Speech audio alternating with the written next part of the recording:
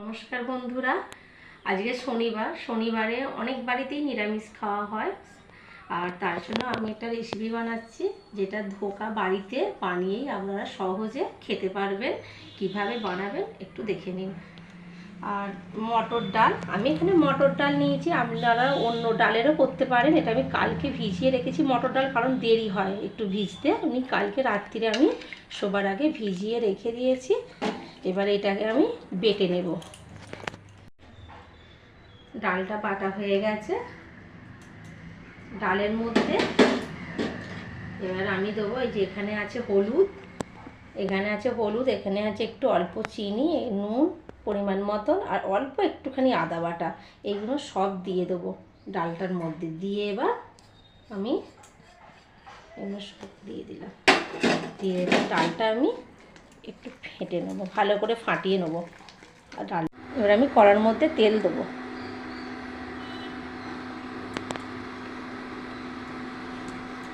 তেলে দেবো অল্প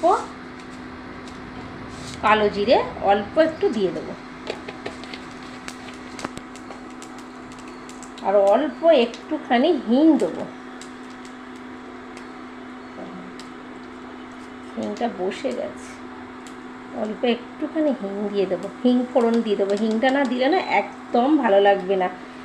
ধোকাটা যে আমি বানাচ্ছি, ধোকাটা হিংটাতেই ভালো সেন্টটা আসবে।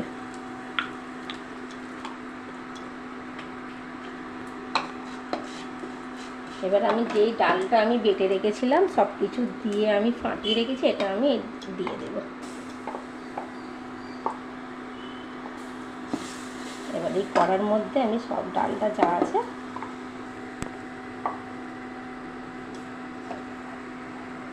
দিয়ে দেব।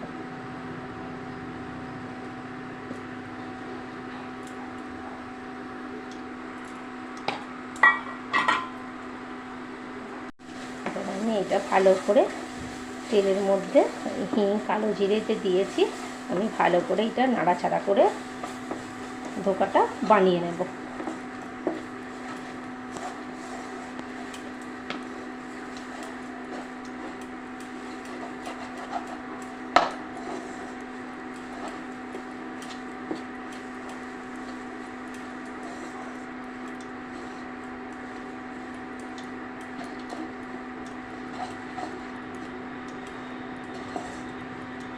এবার আমার এই ধোকাটা হয়ে এসছে।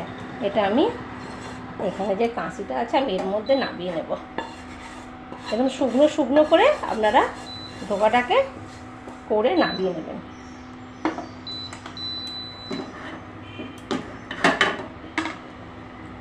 এবার আমি হাতের সাহায্যে এরকম করে চেপে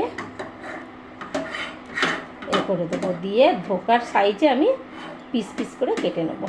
এটাকে আগে চেপে ভালো করে ঠিক করে নিই। এবার আমি যে ধোকাটা বানিয়ে রেখেছি, এটাকে আমি পিস পিস করে কেটে নেব। আমি একটা চামচের সাহায্যে কেটে নিচ্ছি। আপনারা যাই হোক দিয়ে কাটবেন, আর আপনারা আপনাদের মতন শেপ দিয়ে নেবেন।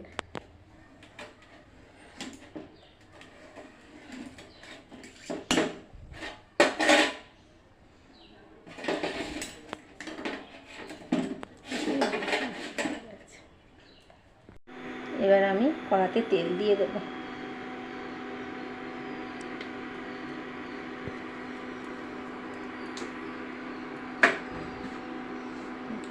আমি এইভাবে কেটে নিয়েছি। আপনারা আপনাদের মতন করে কেটে নেবেন, পিসটা আপনাদের মতন করে নেবেন। আমি এইভাবে পিস করে নিয়েছি ধোকা প্রত্যেকটা। এবার আমি এই গরম তেলটা ধোকাগুলো ভেজে নেব।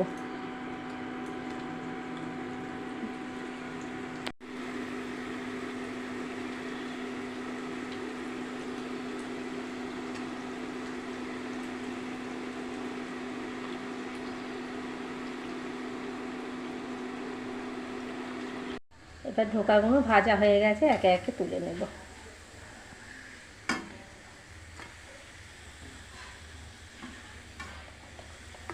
আমি একটু অল্প করে আর একটু তেল দিয়ে দেবো। তেল আছে, আমি অল্প দিলাম। এবার আলুগুলো, ধোকার ডালাটা যে করবো, আমি আলু দিয়ে করছি। আপনারা এমনিও করতে পারেন, আলু ছাড়াও অনেকে করে যেমন খায় ধোকার তরকারি সেইভাবেও খেতে পারে। না, আমি আলু দিয়ে করছি। আলুগুলো ভাজা ভাজা করে নিই, নেড়ে চেড়ে ভালো করে আলুগুলো ভেজে নেব। আলুটা ভাজা হয়ে গেছে, এবার আমি ওই আলুটা তুলে নেব।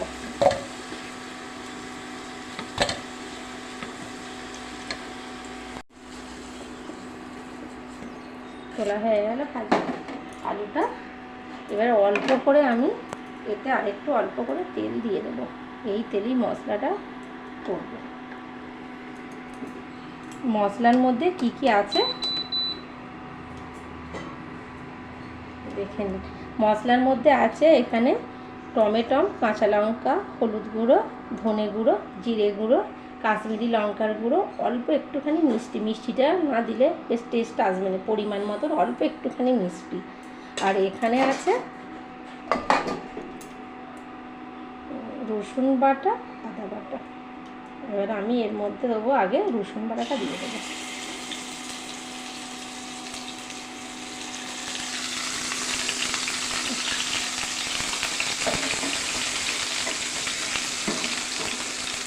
রসুনটা খুব ছেটকাবে বলে আমি টমেটোটা দিয়ে দেবো। টমেটোটা দিলে একটু কম ছেটকাবে রসুনটা।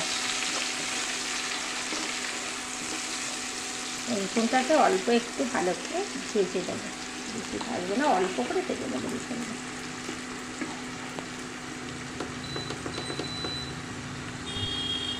আদা বাটাটা দিয়ে দেবো। আদা বাটাটা এবার দিয়ে দেবো এর মধ্যে।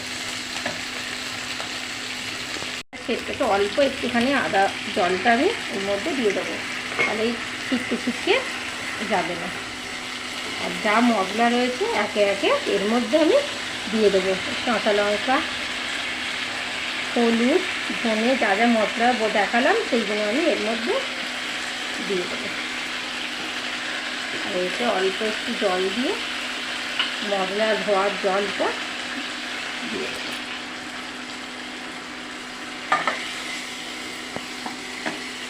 আর একটু অল্প জল দিয়ে দেবো। এবার মশলাটা আমি খুব ভালো করে কষিয়ে নেব, চাপা দিয়ে ভালো করে কষিয়ে নেব মশলাটা চাপা দিয়ে। মশলাটা এবার কষানো হয়ে গেছে মশলাটা। এর মধ্যে আলুগুলো, এর মধ্যে যে আলুগুলো আমি ভেজে রেখেছিলাম দিয়ে দেবো। এই আলুগুলো দিয়ে আরেকটু আমি কষিয়ে নেব।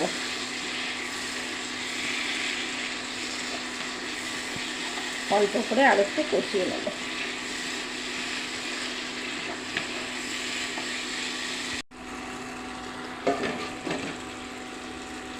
আলু মশলা ভালো করে কষানো হয়ে গেছে, আমি এবার এর মধ্যে জলটা দিয়ে দেবো।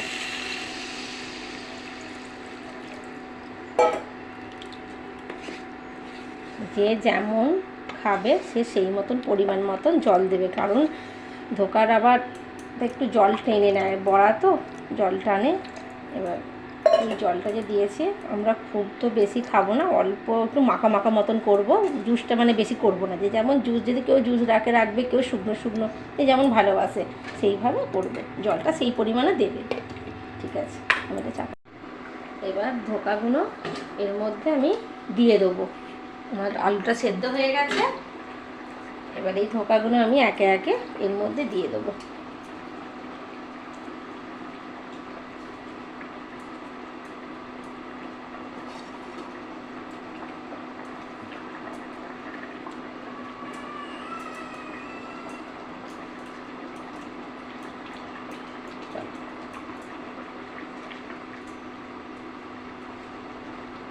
আর একটু ফুটে গেলে নামানোর সময় অল্প করে একটু ঘি দিয়ে নামিয়ে নেব।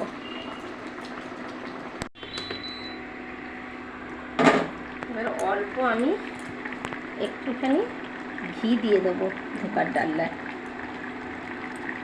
অল্প করে, ঘিটা বেশি দেবো না, অল্প করে একটু ঘি দিয়ে দেবো।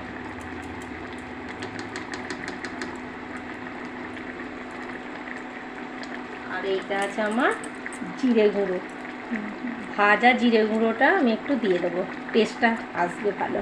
জিরে গুঁড়ো আমি এমনি দিয়েছি কষার সময়, এটা ভাজা মশলা আর অল্প একটুখানি গরম মশলা, ভাজা গরম মশলা গুঁড়োটা বাড়িতে ছিল, সেটা একটু অল্প দিয়ে দেবো।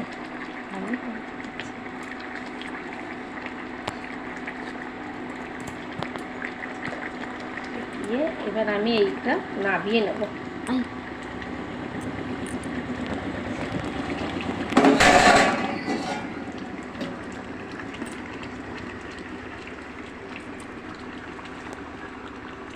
আমার হয়ে গেছে ধোকার ডালনা বা ধোকার তরকারি, যা বলবেন। এবার আমি এটা নামিয়ে নেব।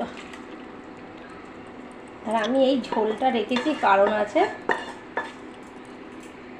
এই আমি যে ঝোলটা রেখেছি এটা না টেনে নেবে, এটা এই যে বড়াগুলোতে না এই জুসটা যে রয়েছে না সব টেনে নেবে, নিয়ে শুকনো হয়ে যাবে। ওই জন্য আমি একটু জুস নামিয়েছি।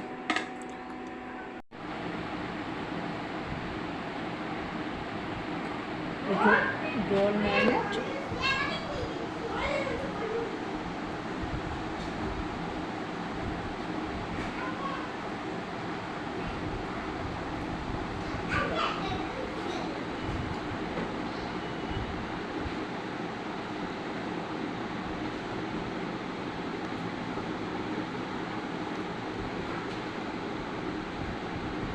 সুন্দর হয়েছে।